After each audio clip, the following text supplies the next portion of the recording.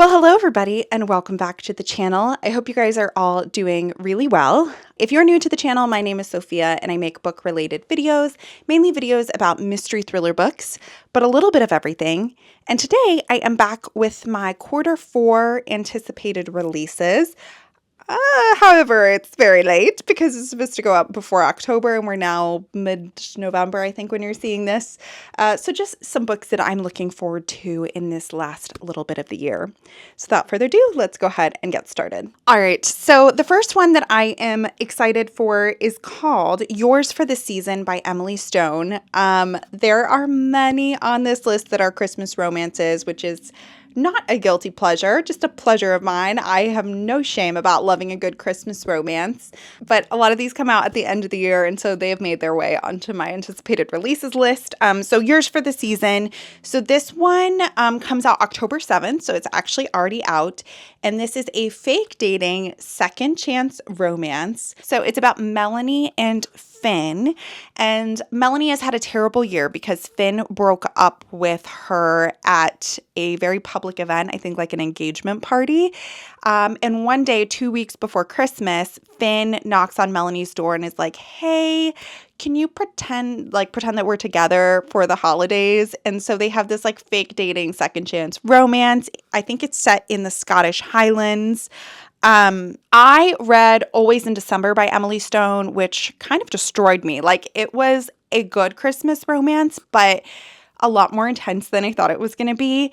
And overall, I really enjoy her writing style. She always has a lot of really good kind of like Christmassy, wintry scenery. So I'm sure with this being set in the Scottish Highlands, there'll be a lot of fun winter scenes. So really looking forward to reading this over the Christmas season. Next, we have The Secret Christmas Library by Jenny Colgan. This book comes out October 14th, so is also out. And another Christmassy romance book. So this one is also set in the Scottish Highlands. It is about a kind of like rare bookseller, and she is hired by this very handsome man in the Scottish Highlands, basically to like look through this crumbling estate for this very, very like precious book that is worth a lot of money. And so they team up to like hunt for this book together. And I think it's like a forced proximity type of romance. And it says, almost as soon as Mirren and Theo arrive at the castle, a deep snow blankets the Highlands, cutting off the outside world. Stuck inside, the three of them, so her, the handsome man who hired, and this other rival book seller, plot their search as the wind whistles outside. Mirren knows that Jamie's grandfather, the castle's most recent laird, had been a book collector, a hoarder, and a great lover of treasure hunts. Now they must unpuzzle his clues, discovering the secrets of the house, forming and breaking alliances in a race against time. I just think this sounds adorable. I love stuff like this where they have to like hunt through old things to find something and they're stuck in a winter snowstorm. Like, what could be better? Next, we have The Hidden Seasons, A Calendar of Nature's Clues by Tristan Gooley. This one comes out October 21st, so is also out. And I thought this sounded like the best little gift. It says, learn to spot the endless unfolding clues and signs that reveal the hidden ways nature changes every day of the year. We all notice the flowers of spring, longer days of summer, colors of autumn, and snowfalls of winter. But have you observed the ways that the water tends to run clearest in June?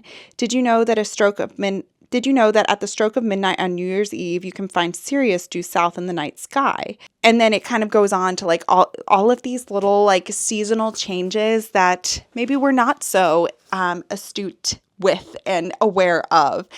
And I am such a seasonal person. I absolutely love like watching, with my gardening, like watching the seedlings come up and watching the spring birds come out and all those things. And so I thought this just sounded adorable. And I think it might be a good one to read in the dead of winter when I'm just ready for the season to change a bit. Another one that I thought would be another great gift is called Puzzle Mania. This one comes out October 21st, and it is a New York Times, I believe, book of all different kinds of puzzles.